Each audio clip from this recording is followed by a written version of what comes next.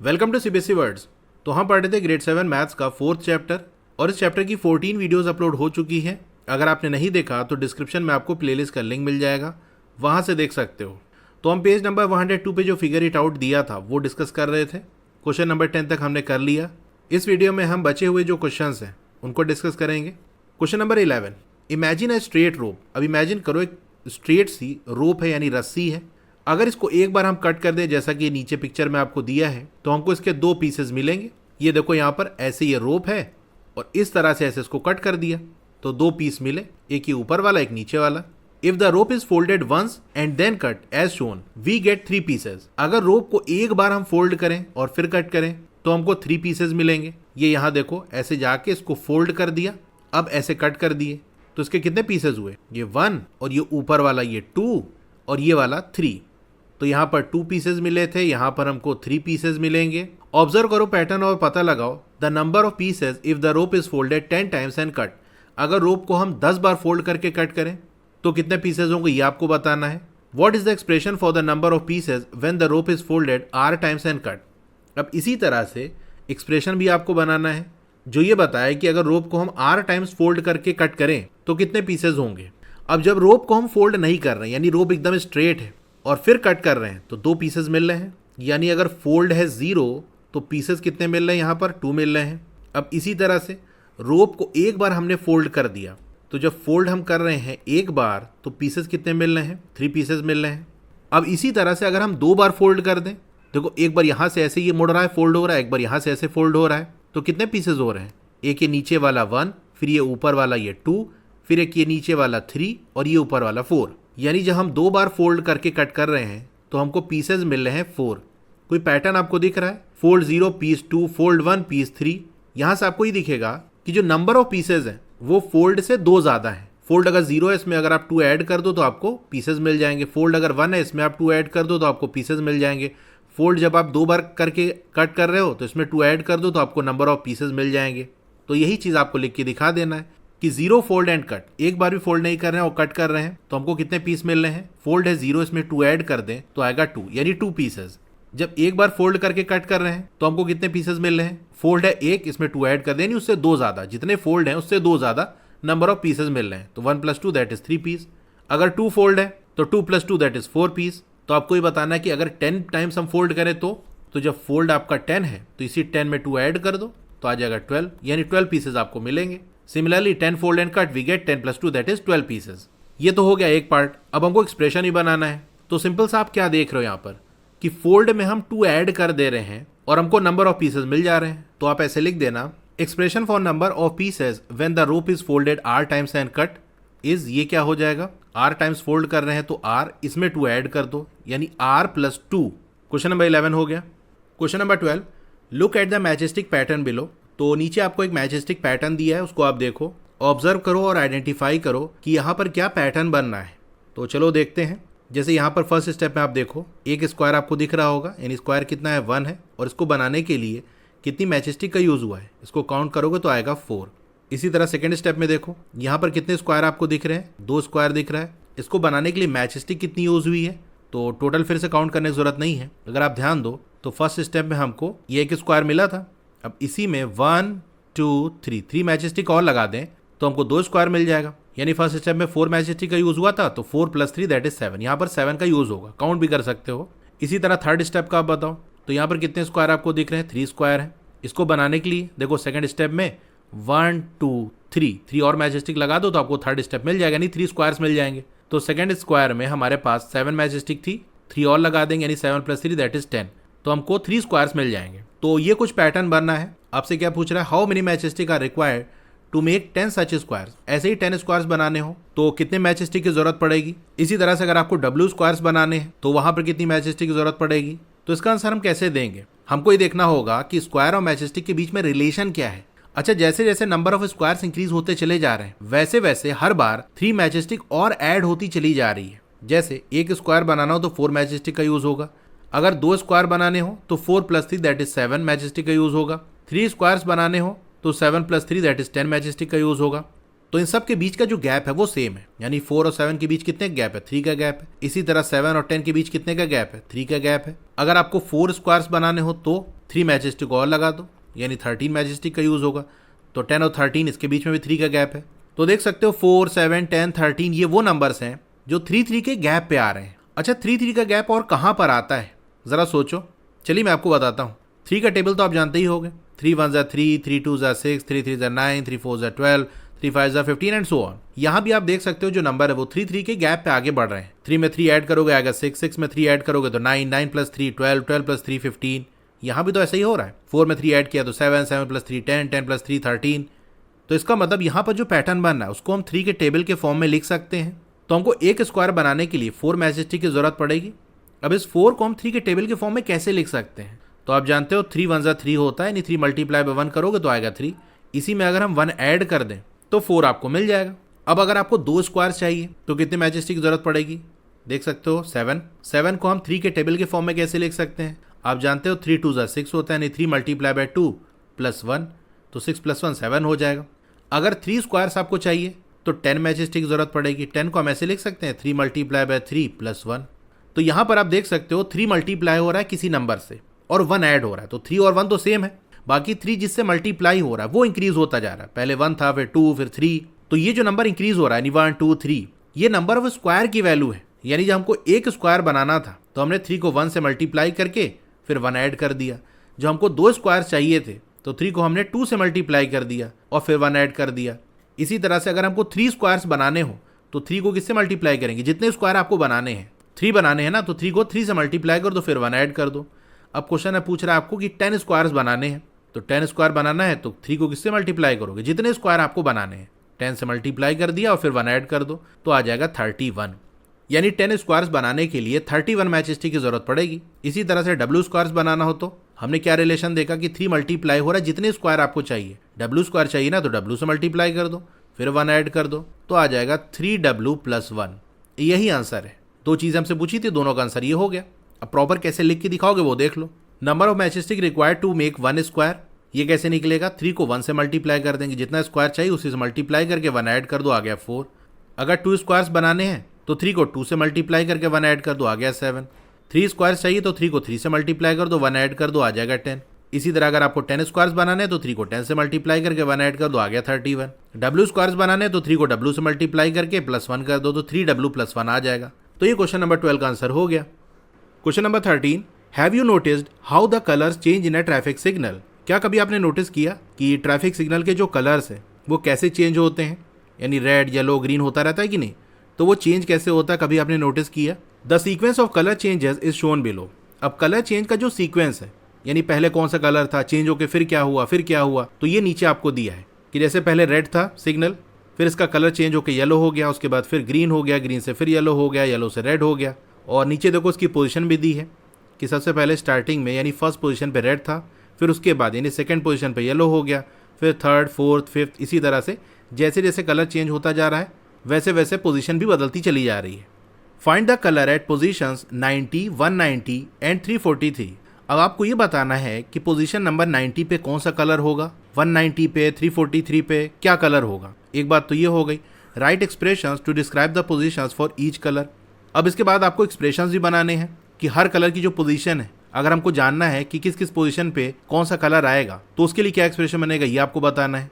तो पहले हम जो फर्स्ट पार्ट है दैट इज 90, 190, 343 वाली पोजीशन पे कौन सा कलर होगा इसकी बात कर लेते हैं। तो अलग अलग जो कलर हमको दिया है यानी रेड, येलो, ग्रीन, ये किस किस पोजीशन में आ रहा है उसको जरा हम पहले लिख लेते हैं। जैसे अगर हम रेड की बात कर लें तो ये फर्स्ट पोजीशन पे आ रहा है, उसके बाद देखो फिफ्थ पे आ रहा है। इसको थोड़ा सा और आगे बढ़ाते हैं। रेड के बाद क्या होगा, देखो येलो हो जाएगा। यहाँ देख सकते हो फर्स्ट में रेड था, फिर येलो हो गया, येलो के बाद ग्रीन, तो इधर ग्रीन आ गया, ग्रीन के बाद फिर से येलो हो जाएगा, येलो के बाद फिर रेड हो जाएगा, रेड के बाद फिर से येलो आ रहा है, येलो के बाद ग्रीन आ रहा है। तो ऐसे कुछ चल रहा है। तो ऐसे कुछ और पोजीशंस मैंने बना दी सिर्फ आपको समझाने के लिए। जैसे 6 पोजीशन है, 7, 8, 9, 10, 11 एंड सो ऑन। तो जो रेड कलर है वो फर्स्ट पोजीशन पे, फिफ्थ पोजीशन पे, 9th पोजीशन पे एंड सो ऑन, ऐसे ही आएगा। अच्छा यहाँ पर क्या पैटर्न बन रहा है, क्या आप देख पा रहे हो? यानी 1 से 5 कैसे आ सकता है? ऑब्वियस सी बात है, 1 में 4 ऐड कर दो। इसी तरह से 5 से 9 कैसे आएगा, यहाँ भी यानी 5 में 4 ऐड कर दो तो 9 आ जाएगा। यानी हर बार 4 इंक्रीज हो जा रहा है, तो 9 + 4 13, इस तरह से कुछ चलता जाएगा। अब इसी तरह से येलो जो कलर है वो किस पोजीशन पे आ रहा है, देख सकते हो सेकंड पोजीशन पे, फिर फोर्थ पोजीशन पे, 6th पोजीशन पे, 8th, 10th and so on. Green की बात कर लें तो ग्रीन सबसे पहले आ रहा है 3rd पोजीशन पे, फिर 7th पोजीशन पे, 11th पोजीशन पे, और आगे कैसे आएगा, यहाँ क्या पैटर्न बनना है, यहाँ भी वही हो रहा है। देखो 3, उसके बाद इसमें अगर हम 4 ऐड कर दें तो 7 आ जाएगा, 7 में अगर आप 4 ऐड कर दो तो 11 आ जाएगा, 11 4 ऐड करोगे 15 आ जाएगा। नहीं, यहाँ पर ऐसा कुछ पैटर्न बनना है। अब अगर रेड येलो ग्रीन ये किस पोजीशन पे आ रहे हैं, इनको अगर आप ध्यान से देखो तो एक बात आपको ये समझ में आएगी कि जो रेड कलर है वो जिन पोजीशन पे आ रहा है वो सारी ऑड है। 1 5 9 13 ये सारे क्या हैं, ऑड है। अभी मैंने आपको बताया था कि हर बार 4 ऐड हो रहा है और 4 होता है इवन, तो ऑड में अगर इवन ऐड होता है तो आंसर आपको ऑड मिलता है। यानी 13 में भी 4 ऐड करोगे तो आपको ऑड ही मिलेगा, क्योंकि 13 ऑड है, इसमें 4 यानी इवन ऐड करो तो ऑड मिलेगा। फिर उसमें भी 4 ऐड करोगे यानी इवन ऐड करोगे तो मतलब पूरा आगे भी आपको ऑड ही मिलेगा। ऐसा नहीं कि बस यही ऑड है आगे क्या पता इवन आ जाए, ऐसा नहीं है, क्योंकि यहाँ जो नंबर आप देख रहे हो वो ऑड है और इसमें हर बार हम 4 ऐड कर रहे हैं यानी इवन ऐड कर रहे हैं, तो ऑड प्लस इवन आपका ऑड आता है। तो रेड कलर हमको ऑड पोजीशन पे मिल रहा है। येलो की बात कर लें 2 4 6 8 10 ये सारे क्या नंबर है, इवन नंबर है। ग्रीन भी देखो 3 7 11 15 ये सारे क्या है, ऑड है। अच्छा, जो पोजीशन हमसे पूछा है 91 90 और 343, अगर इसमें अभी 90 190 की बात करें तो ये दोनों तो इवन है और इवन वाला तो सिर्फ येलो है, यानी सिर्फ येलो कलर इवन पोजीशन पे आ रहा है, तो 90 और 190 ये भी इवन है। तो इस लॉजिक के हिसाब से हम ये तो कह सकते हैं कि भाई 90 और 190 वाली पोजीशन पे येलो आएगा, क्योंकि येलो की पोजीशन इवन है और 90 190 इवन है। तो इन दोनों का तो काम ऐसे हो गया। बचेगा 343, तो 343 तो ऑड है, ऑड वाली पोजीशन पे रेड भी आ सकता है ग्रीन भी आ सकता है, उसका हम देख लेंगे। लेकिन एक चीज़ तो क्लियर हो गई ना कि 90 190 ये तो येलो कलर वाली पोजीशन है।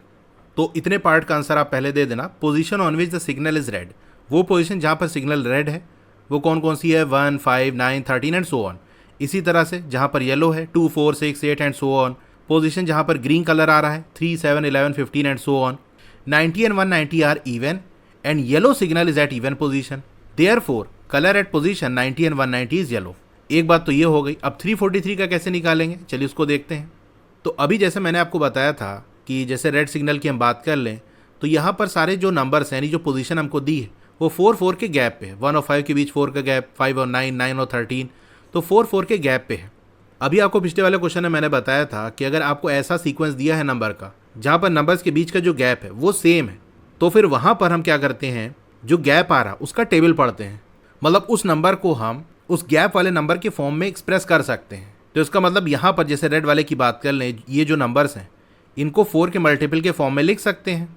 तो जैसे 5 को ही उठा लें तो 5 को 4 के फॉर्म में कैसे लिख सकते हो, तो देखो अगर 5 को आप 4 से डिवाइड करो तो 4 1 जा 4 माइनस आ गया 1 रिमाइंडर, यानी इसको हम ऐसे लिख सकते हैं 5 को 4 मल्टीप्लाई बाई 1 प्लस 1। ये जूनियर क्लास में आपने पढ़ा होगा कि भाई किसी नंबर को डिवाइड कर रहे हैं तो उसको हम डिवाइज़र यानी जो डिवाइड कर रहा है multiply by quotient plus remainder के फॉर्म में लिख सकते हैं। तो 5 को इस तरह से हम लिख सकते हैं। तो हम क्या करते हैं, यहाँ पर 4 से सभी नंबर को डिवाइड कर लेते हैं और देखते हैं क्या होता है। अगर 1 को 4 से डिवाइड करोगे तो रिमाइंडर क्या आएगा, 4 0 0 1 रिमाइंडर आएगा। 5 को 4 से डिवाइड करो, 4 1 जा 4, यहाँ भी रिमाइंडर आपको 1 ही मिलेगा। 4 2 जा 8 होता है, यहाँ 9 आ रहा है 1 रिमाइंडर। 13 को 4 से डिवाइड करो, अगेन 1 रिमाइंडर। मतलब रेड वाला सिग्नल जिस पोजीशन पे आ रहा है उस पोजीशन को अगर हम 4 से डिवाइड करें तो हमको रिमाइंडर 1 मिल रहा है। एक बात तो ये बात समझ में आ गई। इसी तरह अगर ग्रीन की बात कर लें तो ग्रीन में आप देखोगे ग्रीन वाली पोजीशन को अगर हम 4 से डिवाइड करें, मतलब यहाँ भी वही गैप 4 का ही आ रहा है ना, तो इसको भी 4 से डिवाइड करें तो अगर 3 को आप 4 से डिवाइड करोगे तो देखो 0 टाइम्स जाएगा, 0 आएगा यानी 3 रिमाइंडर बच जाएगा।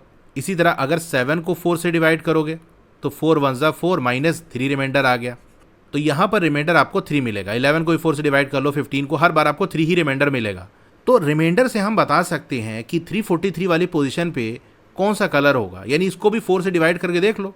तो अगर हम 343 को 4 से डिवाइड करें, 4 8 जा 32 माइनस आ गया 2 3, 4 5 जा 20 माइनस क्या आया रिमाइंडर 3, यानी 343 वाली पोजीशन को जब हम 4 से डिवाइड करें तो रिमाइंडर 3 आ रहा है। और अभी आपको मैंने यहाँ पर दिखाया कि ग्रीन वाली पोजीशन को अगर हम 4 से डिवाइड करें तो रिमाइंडर 3 मिलेगा, और यहाँ भी हमको रिमाइंडर 3 मिल रहा है। इसका मतलब 343 वाली पोजीशन पे सिग्नल क्या होगा, ग्रीन होगा। अब ये लॉजिक आप येलो वाले में भी लगा सकते थे कि येलो वाला देखो 2 4 6 8, यहाँ पर 2 2 का गैप है, तो अगर इन नंबर को 2 से डिवाइड करें, जैसे 2 को 2 से डिवाइड करो तो रिमाइंडर क्या आएगा, आपको 0 मिलेगा।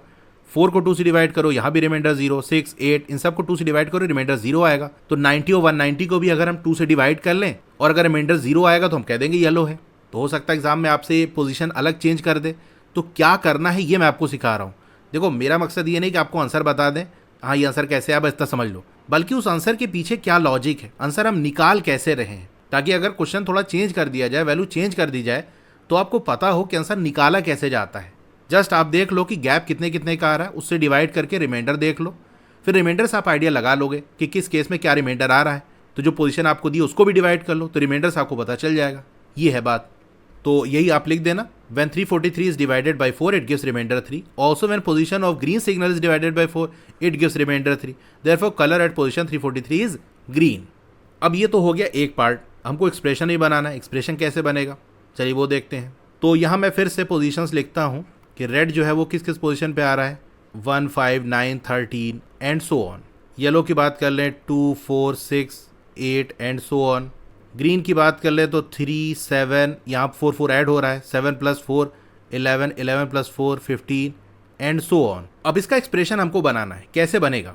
देखो अभी लास्ट वाले क्वेश्चन में ही मैंने बताया था, और अभी इसी क्वेश्चन में पहले हम डिस्कस कर चुके हैं कि यहाँ पर देख सकते हो, जैसे रेड की बात कर ले तो गैप सेम है, 4 4 का गैप है, तो इन नंबर को हम 4 के टेबल के फॉर्म में लिख सकते हैं। जैसे 1 को हम क्या लिख सकते हैं, 4 × 0 यानी 4 के मल्टीपल के फॉर्म में, +1 कर दें तो 1 आ जाएगा। इसी तरह 5 को हम क्या लिख सकते हैं, 5 को 4 से डिवाइड करोगे तो 4 1 4 आएगा, यानी 4 × 1 +1 इस तरह लिख सकते हैं।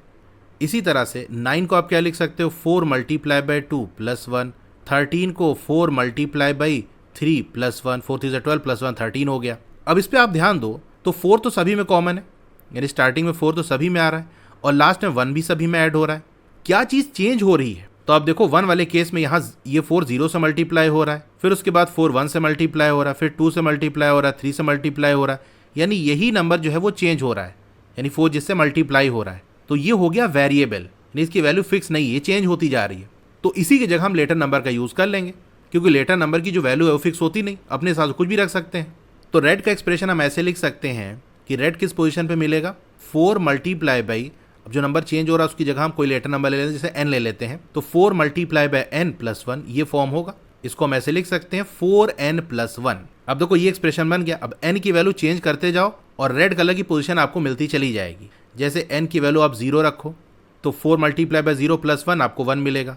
n की वैल्यू आप 1 रखोगे तो 4 1 4 + 1 5 आ जाएगा। n की वैल्यू 2 रखो तो 4 × 2 + 1, बस n की वैल्यू चेंज करते चले जाना है, आपको रेड कलर की पोजीशन मिलती चली जाए। तो ये एक्सप्रेशन हमने बना दिया रेड का। इसी तरह येलो का आपको बना लेना है। येलो में देखो 2 2 के गैप पे चल रहा है, तो यहाँ पर 2 के मल्टीपल के फॉर्म में लिखेंगे। अच्छा 2 को आप क्या लिख सकते हो, 2 × 1, 4 को क्या लिख सकते हो, 2 × 2, 6 को 2 × 3, 8 को 2 × 4। यहाँ आप देख सकते हो जो 2 है वो तो सभी में सेम है, यानी 2 × अब ये जिससे मल्टीप्लाई हो रहा है वो चेंज हो रहा है, 1 2 3 4, तो जो चेंज हो रहा है उसकी जगह कोई लेटर नंबर मान लेते हैं। चलो यहाँ n मान लेते हैं, तो येलो के लिए एक्सप्रेशन क्या बनेगा, 2 × n दैट इज 2n बनेगा। अच्छा यहाँ n की वैल्यू क्या होगी, यहाँ जो n की वैल्यू है वो आप 0 से स्टार्ट नहीं कर सकते, क्योंकि देख सकते हो जो येलो वाली पोजीशन है वो सबसे पहले 2 पे आ रही है, तो n की जो वैल्यू है वो 1 से स्टार्ट होगी, क्योंकि 0 रख दोगे तो 2 × 0 0 हो जाएगा, और 0 वाली तो कोई पोजीशन ही नहीं है, तो n की वैल्यू यहाँ 1 से स्टार्ट होगी। फिर n की वैल्यू 2 रख दोगे तो 2 × 2 4, 3 रख दोगे तो 6, इस तरह होता चला जाएगा। तो यहाँ पर n की वैल्यू 1 से स्टार्ट हो रही है, रेड वाले में 0 से स्टार्ट हो रही थी।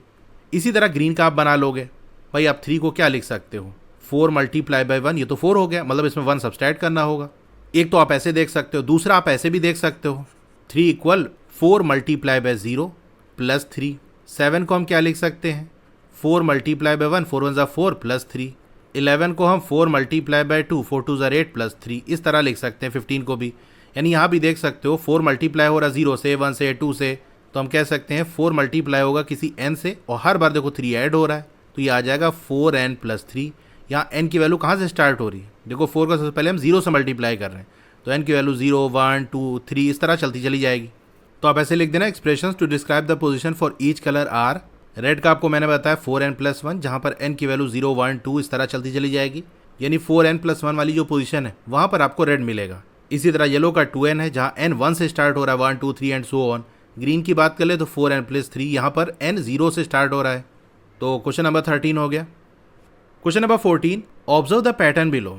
अब नीचे जो पैटर्न दिया उसको ऑब्जर्व करो। तो अगर फर्स्ट स्टेप की बात कर लें तो यहाँ पर हमको 5 स्क्वायर्स दिख रहे हैं।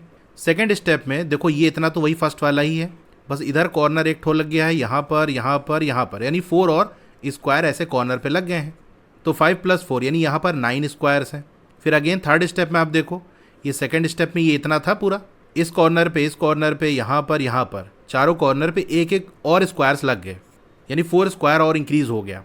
तो 9 + 4 ये 13 हो गया। तो ऐसा कुछ पैटर्न चल रहा है। आपको क्या बताना है, how many squares will be there in step 4, step 10, step 50। तो यहाँ भी आप देख सकते हो पैटर्न क्या बनना है, 5, 9, 13, इनके बीच का जो गैप है वो सेम है, दैट इज 4 का है। मतलब इसको हम 4 के टेबल के फॉर्म में लिख सकते हैं। देखो वही आइडिया जो मैंने आपको क्वेश्चन नंबर 12 में बताया था, वही हर जगह यूज हो रहा है। हमने देख लिया जो सीक्वेंस बन रहा है नंबर का, उसके बीच का जो गैप है वो सेम है, तो जो गैप है उसी का टेबल पढ़ेंगे। तो यहाँ 4 4 का गैप आ रहा है, यानी हर बार 4 स्क्वायर और ऐड हो रहा है। तो जो नंबर दिए हैं सीक्वेंस में उसको 4 के टेबल के फॉर्म में लिख लेते हैं। तो 5 को हम क्या लिख सकते हैं, 4 × 1 यानी 4 × 4 + 1। 9 को हम क्या लिख सकते हैं, 4 × 2 + 1। तो यहाँ जैसे मैं नीचे लिख देता हूँ, हाँ, तो यहाँ 5 है, इसको हम 4 × 1 + 1 लिख सकते हैं। 9 को हम लिख सकते हैं 4 × 2 + 1। 13 को लिख सकते हैं 4 × 3 + 1।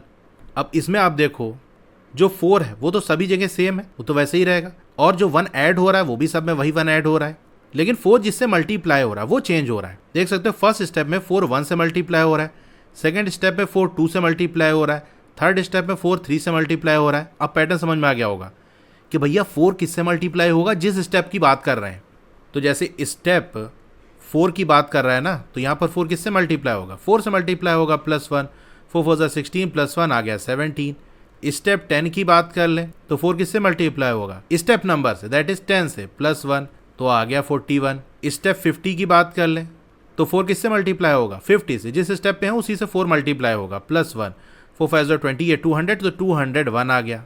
यही आपको लिख के दिखा देना। Number of square in first step 4 × 1 + 1 that is 5। Step 2 में 4 × 2 + 1 = 9। स्टेप 3 में कितना है, 4 × 3 + 1 = 13। तो ये पैटर्न यहाँ समझ में आ गया। अब स्टेप 4 का निकाल लो, स्टेप 10 का निकाल लो। इसी तरह स्टेप 50 की बात कर ले तो 4 50 से मल्टीप्लाई होगा, +1 201 आ गया। अब आगे क्या करना है, राइट ए जनरल फॉर्मूला। एक जनरल फॉर्मूला आप लिखो। तो देखो जनरल फॉर्मूला हम कैसे बनाएंगे, हम ये देख रहे हैं कि 4 मल्टीप्लाई हो स्टेप नंबर से, तो ऐसे स्टेप नंबर को हम n मान ले तो 4n से मल्टीप्लाई होगा +1, तो ये आ जाएगा 4n + 1, जहाँ पर n क्या है, नंबर ऑफ स्टेप, किस स्टेप की हम बात कर रहे हैं, स्टेप नंबर है वो। तो आप ऐसे लिख देना general formula, number of square in step n, कोई स्टेप n है वहां पर नंबर ऑफ स्क्वायर कितने होंगे, 4 × n + 1 दैट इज 4n + 1, ये हो गया। How would the formula change if you want to count the number of vertices of all the squares. अब ये जो फॉर्मूला हमने बनाया 4n + 1, ये कैसे चेंज हो जाएगा अगर हमको ये काउंट करना हो कि टोटल कितने वर्टिसेस हैं सारे स्क्वायर में। तो आप ये बताओ कि जैसे मैंने ये स्क्वायर बना दिया, इसमें कितने वर्टिसेस हैं, यानी कॉर्नर कितने हैं, 1 2 3 4, यानी एक स्क्वायर में 4 कॉर्नर होता है। ये जो हमने 4n + 1 बनाया है ये नंबर ऑफ स्क्वायर बता रहा है, इतने स्क्वायर है। अच्छा ये बताओ एक स्क्वायर में अगर 4 कॉर्नर है तो 2 स्क्वायर में 4 × 2 यानी 8 कॉर्नर्स होंगे, यानी वर्टिसेस होंगे। 3 में कितने होंगे, 4 × 3 दैट इज टोटल 12 वर्टिसेस होंगे। तो ऐसे अगर हमारे पास 4n + 1 स्क्वायर्स हों, जो कि यहाँ रिलेशन हमने निकाला कि n वाले स्टेप में हमको कितने स्क्वायर मिलेंगे, 4n + 1 स्क्वायर मिलेगा। तो अगर हमारे पास 4n + 1 स्क्वायर है तो इसमें टोटल कितने वर्टिसेस होंगे, तो 4 को मल्टीप्लाई कर दो 4n + 1 से। तो ऐसे आप लिख देना number of vertices in 1 square कितना है, 4 × 1 = 4। तो number of vertices in n square कितना हो जाएगा, यहाँ पर n नहीं होगा बल्कि n वाले स्टेप में कितने स्क्वायर मिलेंगे। बेसिकली ये रिलेशन होगा 4n + 1, n नहीं लिखना, 4n प्लस अगर स्क्वायर हमारे पास हैं तो कितने वर्टिसेस होंगे। क्योंकि देखो जो फॉर्मूला हमने निकाला है वो ये निकाला है कि स्टेप n में हमारे पास कितने स्क्वायर होंगे, तो हमारे पास वैल्यू आई 4n + 1। अब इसमें कितने वर्टिसेस होंगे, तो जितने स्क्वायर होंगे उसी को 4 से मल्टीप्लाई करेंगे, यानी 4 × 4n + 1। तो ये बात है, तो ये थोड़ा करेक्शन कर लेना। तो ये आ जाएगा 4 × 4n + 1। यहाँ भी ये इनकम्प्लीट है, इसको अगर थोड़ा ब्रैकेट ओपन करोगे तो 4 × 4, तो ये आ जाएगा 16n + 4 × 1, यानी डिस्ट्रीब्यूटिव प्रॉपर्टी लगा रहे हैं, ना भी लगाओ इतना भी लिख दोगे अगर कि 4 और ब्रैकेट में 4n + 1, तो ये भी सही है। ये लिख सकते हो या ये लिख सकते हो, या फिर जितना लिखा हो वहीं तक रहने दे सकते हो। तो ये आंसर इस तरह से लिख देना। यहाँ पर एक ये करेक्शन है और ये फाइनल आंसर। क्वेश्चन नंबर 14 हो गया। अगर आप क्लास 7 मैथमेटिक्स में अच्छा स्कोर करना चाहते हो तो उसके लिए मैं ओसवाल बुक्स को सजेस्ट करूंगा। ये काफी अच्छी बुक है। इसमें हर चैप्टर के आपको रिवीजन नोट्स मिल जाएंगे, इस तरह के माइंड मैप्स मिल जाएंगे जो चीजों को याद रखने में क्विक रिवीजन में हेल्प करेंगे। फिर आपके एनसीईआरटी के जो इन टेक्स्ट क्वेश्चंस हैं, यानी बीच बीच में जो क्वेश्चंस आते हैं, उनके सॉल्यूशन आपको पेज वाइज मिल जाएंगे। फिर जो एक्सरसाइज के क्वेश्चंस हैं, यानी फिगर इट आउट वाले जो क्वेश्चंस हैं, उनके सॉल्यूशन सारे आपको यहाँ पर डिटेल में मिल जाएंगे। और इतना ही नहीं, एज पर लेटेस्ट सिलेबस अब आपको कॉम्पिटेंसी या क्रिटिकल थिंकिंग बेस्ड क्वेश्चन भी पूछे जाएंगे, तो वो भी कई सारे आपको यहाँ पर मिल जाएंगे। फिर लास्ट में आपको 2 प्रैक्टिस पेपर्स मिल जाएंगे। अगर आप कुछ बुक को परचेज करना है तो मैंने डिस्क्रिप्शन में लिंक दे दिया, वहां से परचेज कर सकते हो। अगर वो लिंक वर्क नहीं कर रहा है तो डिस्क्रिप्शन में आपको व्हाट्सएप चैनल का लिंक मिल जाएगा, उसको क्लिक करके ओपन कर लेना है। टॉप पे चैनल का नाम लिखा होगा, उस पर क्लिक करना है, रीड मोर पे क्लिक करना है, तो यहाँ पर आपको लिंक मिल जाएगा, इस पे क्लिक करके अमेज़न से परचेज कर सकते हो। Question number 15, numbers are written in a particular sequence in this endless 4 column grid. तो 4 कॉलम ग्रिड आपको दी है, यानी एक ग्रिड दिया हुआ है, उसके अंदर 4 कॉलम्स हैं। अब ग्रिड क्या होता है, ऐसे ऐसे लाइन बना के और इस तरह से हम कर देते हैं तो ये पूरा ग्रिड होता है। तो ऐसे कुछ यहाँ पर बना है ना, और उसी में नंबर्स दिए हुए हैं। जैसे ये फर्स्ट कॉलम है, इसके नीचे नंबर लिखे हुए हैं, और ये नंबर ऐसे चलता चला जाए, कहीं एंड नहीं है। कुछ नंबर आपको लिख के दिखाया है, लेकिन कह रहा है कि ये एंडलेस है, चलती चली जाएगी नीचे की तरफ। फिर सेकंड कॉलम में ये नंबर दिए हैं, थर्ड में ये, फोर्थ में ये, ऐसा कुछ है। ए वाले में पूछ रहा है give expressions to generate all the numbers in a given column. आपको एक्सप्रेशन बताना है ताकि हम जनरेट कर सकें किसी भी कॉलम में जो नंबर है उसको, यानी फर्स्ट कॉलम में, सेकंड, थर्ड, फोर्थ, इसमें जो नंबर है वो कैसे मिलेंगे, उसका एक जनरल एक्सप्रेशन आप बता दो कि भाई ये एक्सप्रेशन है, इसके अंदर वैल्यू पुट करते चले जाओ, आपको नंबर्स मिलते चले जाएंगे। अब देखो, ऐसे ऐसे तो ये आपका कॉलम होता है और ऐसे ऐसे रो होती है। तो जैसे अभी हम फर्स्ट कॉलम की बात कर लें, यानी कॉलम नंबर 1, तो इसमें फर्स्ट रो में आपको क्या मिल रहा है, 1 मिल रहा है। सेकंड रो में, यानी फर्स्ट रो में 1, सेकंड रो में आपको 5 मिल रहा है, थर्ड रो में 9 मिल रहा है, फोर्थ रो में 13 मिल रहा है। इस तरह करते चले जाएं तो हमको एक्सप्रेशन बनाना है ना। तो किसी आर वाली रो के अंदर क्या नंबर आएगा, अगर हमको ये बताना हो तो हम कैसे बता सकते हैं। तो ज़रा देखो यहाँ पर क्या क्या नंबर दिया हुआ है। फर्स्ट रो के अंदर हमको 1 दिया है, उसके बाद 5 दिया है, फिर 9 दिया है, 13 दिया है। तो ये जो सीक्वेंस बनना है, पहले इसके बीच का गैप देख लो। 1 और 5 कितने गैप, 4 का गैप है। 5 और 9 इसमें भी 4 का गैप है। 9 और 13 इसमें भी 4 का गैप है। ये तो वही सीक्वेंस बनना है जैसे हमने सिग्नल वाले में देखा था ना। तो रेड वाला सिग्नल कैसे आ रहा था, 1, 5, 9, 13, वही हो रहा था। तो गैप अगर 4 का है तो 4 के टेबल के फॉर्म में इसको हम लिख सकते हैं, यानी 4 के मल्टीपल के फॉर्म में। और हमने लिखा भी था, आपको बताया भी था, लेकिन फिर से बता देता हूँ। 1 को हम क्या लिख सकते हैं, 4 मल्टीप्लाई बाई 0 प्लस 1। इसी तरह 5 को हम लिख सकते हैं 4 मल्टीप्लाई बाई 1 प्लस 1। 9 को 4 मल्टीप्लाई बाई 2 प्लस 1। 13 को 4 मल्टीप्लाई बाई 3 प्लस 1। ऐसे लिख सकते हैं कि नहीं। तो 1 हमको मिल रहा है फर्स्ट रो के अंदर, 5 मिल रहा है सेकेंड रो के अंदर, 9 मिल रहा है थर्ड रो के अंदर, 13 मिल रहा है फोर्थ रो के अंदर। अब इसमें अगर आप ध्यान दो तो जो 4 है वो तो सभी में कॉमन है, 4 मल्टीप्लाई हो रहा है, और 1 जो ऐड हो रहा है वो भी सब में सेम है, बस एक नंबर चेंज हो रहा है। यानी 4 किससे मल्टीप्लाई हो रहा है, देखो फर्स्ट रो के अंदर 4 0 से मल्टीप्लाई हो रहा है, सेकंड रो के अंदर 4 1 से मल्टीप्लाई हो रहा है, थर्ड रो के अंदर 4 2 से मल्टीप्लाई हो रहा है। तो रो और जिस नंबर से मल्टीप्लाई हो रहा है 4, उसमें कोई कनेक्शन समझ में आया। फर्स्ट रो में 0 से, यानी उससे एक कम, नंबर ऑफ रो से एक कम। सेकंड रो में 2 से एक कम, दैट इज 1 से मल्टीप्लाई हो रहा है 4। थर्ड रो में यानी 3 से एक कम, 2 से मल्टीप्लाई हो रहा है। फोर्थ रो में 4 किससे मल्टीप्लाई हो रहा है, 4 से एक कम, दैट इज 3 से मल्टीप्लाई हो रहा है। अब इसी तरह हम चलते चले जाएं तो आर वाली रो के अंदर 4 किससे मल्टीप्लाई होगा, जिस रो पे है उससे एक कम। तो हम कह सकते हैं 4r माइनस 1। एक कम करने के लिए हम क्या करेंगे, 1 माइनस कर देंगे, इससे मल्टीप्लाई होगा प्लस 1। तो कॉलम 1 का हमारे पास एक्सप्रेशन आ गया, ऐसे बनेगा। हमने कुछ नहीं किया, जो नंबर हमको फर्स्ट कॉलम में दिए थे वो हमने जस्ट लिख दिया, देखा कि गैप सेम है, 4 4 का गैप है, तो 4 के मल्टीपल के फॉर्म में लिख दिया। अब जो चीज़ चेंज नहीं हो रही, जैसे 4 ही सब में मल्टीप्लाई हो रहा है और 1 ऐड हो रहा है, तो उस पर तो ध्यान देना नहीं है, वो तो हमारे एक्सप्रेशन में भी रहेगा। देख सकते हो यहाँ पर 4 आ रहा है, 1 ऐड हो रहा है, ये तो है ही। जो चेंज हो रहा है उसको हम देखेंगे कि वो रो के साथ कैसे कैसे चेंज हो रहा है। फर्स्ट रो में 0 से मल्टीप्लाई हुआ, सेकंड में 1 से मल्टीप्लाई हुआ, यानी एक कम हो रहा है। तो आर वाली रो में ये आर से एक कम, दैट इज r माइनस 1 से मल्टीप्लाई होगा। सिंपल सी बात है। अब इसी तरह से आप सेकंड कॉलम का देख लो, तो वही कहानी यहाँ पर भी हो रही है। यानी अगर हम C2 की बात कर लें तो यहाँ पर 2 है, 6 है, 10 है, 14 है। तो 2 को हम देखो यहाँ भी 4 का ही गैप है, तो इसको भी हम 4 के टेबल के फॉर्म में लिख सकते हैं। तो 4 मल्टीप्लाई बाय 0 प्लस 2। फिर 6 को हम क्या लिख सकते हैं, 4 मल्टीप्लाई बाय 1 प्लस 2, यानी 4 1 4 प्लस 2 6 होता है। 10 को 4 मल्टीप्लाई बाय 2 प्लस 2। 14 को 4 मल्टीप्लाई बाय 3 प्लस 2। इस तरह लिख सकते हैं कि नहीं। यानी यहाँ पर आप देख सकते हो सेकंड कॉलम में जो नंबर दिए हैं वो 4 के मल्टीपल से 2 ज़्यादा है। 4 0 0 होता है प्लस 2, 4 1 4 होता है प्लस 2 6, 4 2 8 होता है प्लस 2। इस तरह से कुछ कहानी चल रही है। यहाँ भी आप देख सकते हो फर्स्ट रो में ये 0 से मल्टीप्लाई हो रहा है, सेकंड रो में ये 1 से मल्टीप्लाई हो रहा है, थर्ड में 2 से मल्टीप्लाई हो रहा है। यहाँ पर भी एक कम है, तो हम कह सकते हैं इस तरह चलते चले जाएं तो आर वाली रो में क्या होगा, 4 मल्टीप्लाई होगा आर से एक कम, दैट इज आर माइनस 1 से, लेकिन यहाँ पर अब 2 ऐड होगा। तो कॉलम 1 में 1 ऐड हो रहा था, कॉलम 2 के अंदर 2 ऐड हो रहा है, बाकी वही है 4 मल्टीप्लाई बाय आर माइनस 1 ही है। थर्ड में भी आप देख सकते हो यहाँ पर जो नंबर दिए हैं वो 4 के मल्टीपल से 3 ज़्यादा है, जैसे 400 प्लस 3 होता है, 4 1 ज़ा 4, इसमें 3 ऐड करो तो आपको 7 मिलेगा। तो ऐसा कुछ बनना है। तो इसके आंसर में आप ऐसे लिख देना कि कॉलम 1 में क्या हो रहा है, इट स्टार्ट फ्रॉम 1, कॉलम 1 में जो नंबर है वो 1 से स्टार्ट हो रहा है, and 4 is added to get the number in next row. Next वाली जो रो है उसमें नंबर कैसे मिल रहा है, 4 ऐड करके, ऐसे 4 ऐड करते जा रहे हैं, नेक्स्ट नंबर हमको मिलता चला जा रहा है। Number in row 1 of column 1, तो कॉलम 1 के फर्स्ट रो में कौन सा नंबर आएगा, 1 आ रहा है, जिसको हम 4 मल्टीप्लाई बाय 0 प्लस 1 लिख सकते हैं। इसी तरह कॉलम 1 के सेकंड रो में क्या आएगा, 5 आ रहा है, तो 4 मल्टीप्लाई बाय 1 प्लस 1, ये मैंने आपको दिखाया। थर्ड रो में 9 आ रहा है, तो 9 को 4 मल्टीप्लाई बाय 2 प्लस 1 लिख सकते हैं। तो अगर किसी आर रो की बात कर लें फर्स्ट कॉलम की, तो वहाँ क्या आएगा, 4 multiply by R minus 1 plus 1, यानी जिस रो में है उससे एक कम से मल्टीप्लाई हो रहा है। सिमिलरली इसी तरह से कॉलम 2 का आपको मैंने बताया कि यहाँ पर 4 मल्टीप्लाई बाय आर माइनस 1, ये तो वही रहेगा, बस 2 ऐड हो जा रहा है। कॉलम 3 में देख लो 4 मल्टीप्लाई बाय आर माइनस 1, ये तो वही है, बस 3 ऐड हो रहा है। कॉलम 4 में आप देखो यहाँ जो नंबर आपको दिए हैं वो 4 के मल्टीपल से 4 ज़्यादा है, तो 4 multiply by R minus 1 plus 4। अच्छा, इसको अगर थोड़ा सा आप सॉल्व करो तो देखो आपको क्या मिलता है, 4 मल्टीप्लाई बाय आर तो ये 4r हो जाएगा, 4 मल्टीप्लाई बाय माइनस 1 तो ये माइनस 4 हो जाएगा, प्लस 4 तो माइनस 4 प्लस 4 ये फाइनली आ जाएगा 4r। तो हम ऐसा भी कह सकते हैं कि कॉलम 4 के अंदर जो नंबर है वो 4 के मल्टीपल है। और देखो 4 का मल्टीपल तो है नहीं, 4 का टेबल चल रहा है, 4 1 ज़ा 4, 4 2 ज़ा 8, 4 3 ज़ा 12।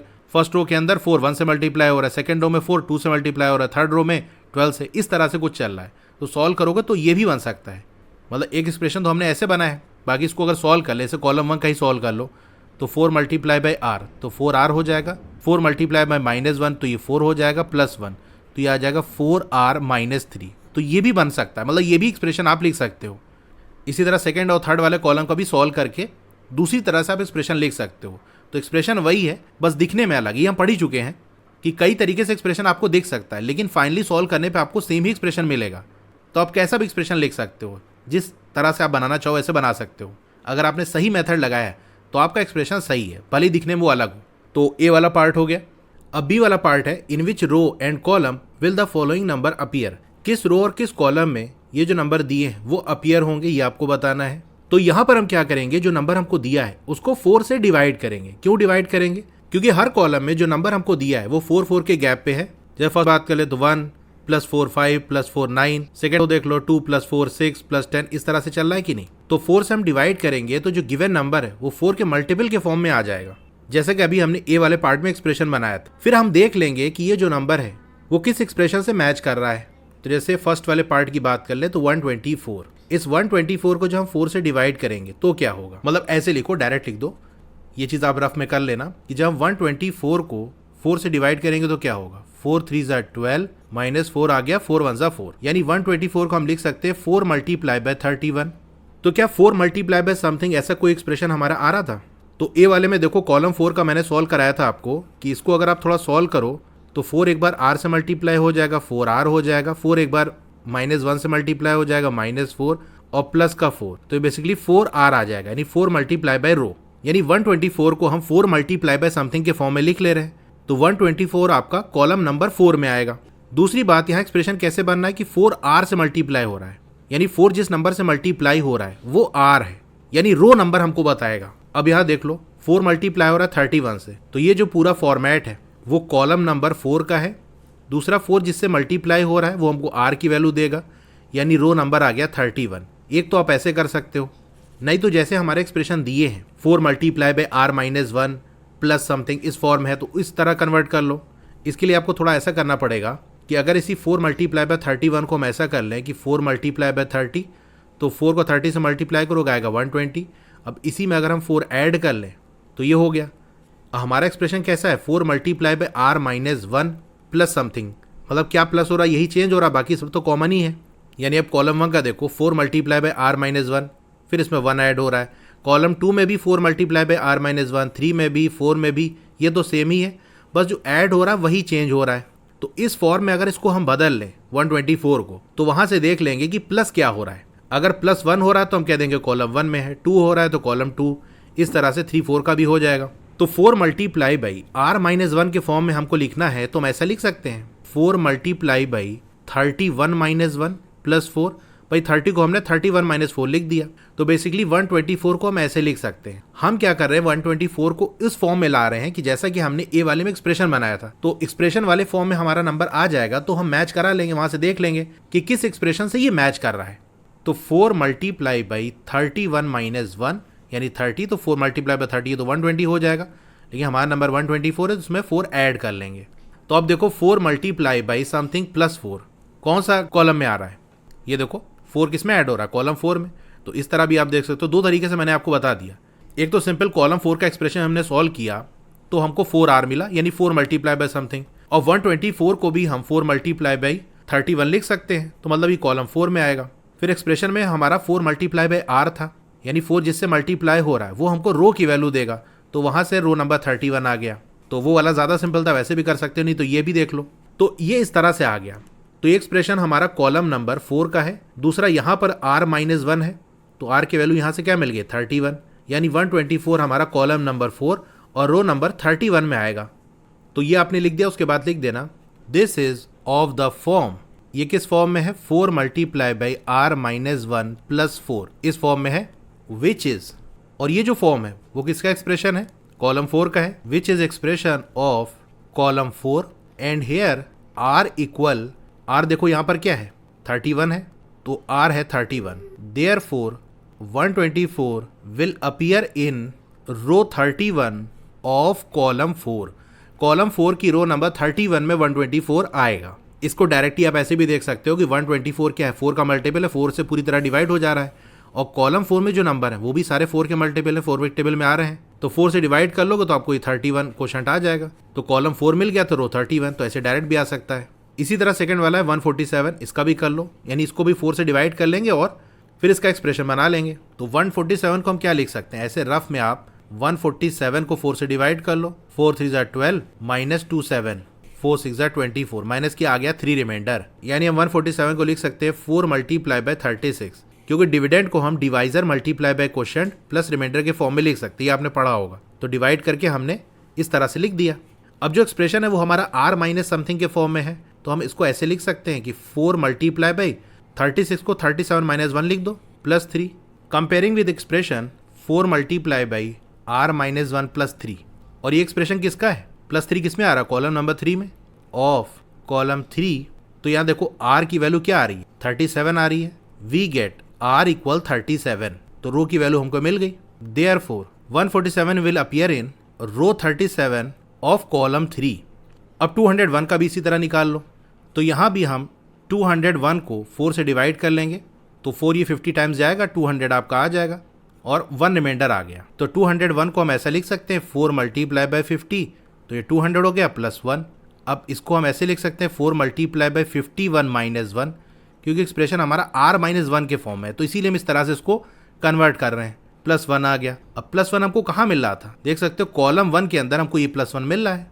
Comparing with expression 4 multiply bye R minus 1 plus 1 of column 1, तो कॉलम 1 का ये एक्सप्रेशन है, इससे हम कंपेयर करेंगे तो हमको R की वैल्यू मिल जाएगी। R क्या है यहाँ पर 51, R equal 51, therefore 201 will appear in row 51 of column 1। तो B वाला पार्ट हो गया। अब C वाला देखो, what number appears in row R and column C। अब कौन सा नंबर रो नंबर R और कॉलम नंबर C में आएगा, यानी एक आपको एक्सप्रेशन बनाना है जिसके अंदर किसी भी कॉलम किसी भी रो की बात कर ले कि इस कॉलम इस रो के अंदर कौन सा नंबर आएगा, तो वो आप बता सको। तो देखो A वाले पार्ट में हमने हर एक कॉलम का एक्सप्रेशन बनाया था। कॉलम 1 में हमने क्या देखा कि 4 multiply bye R minus 1 plus 1। अच्छा, ये 4 मल्टीप्लाई बाय R माइनस 1 तो सभी में आ रहा है, बस जो ऐड हो रहा है वो आप देख सकते हो, जिस कॉलम नंबर की हम बात कर रहे हैं वही चीज़ ऐड हो रहा है। कॉलम 1 में 1 ऐड हो रहा है, कॉलम 2 में 2 ऐड हो रहा है, कॉलम 3 में 3, कॉलम 4 में 4। तो हम ये कह सकते हैं कि 4 मल्टीप्लाई बाय R माइनस 1 तो रहेगा ही, लेकिन जो ऐड हो रहा है वो डिपेंड करेगा कॉलम नंबर पे।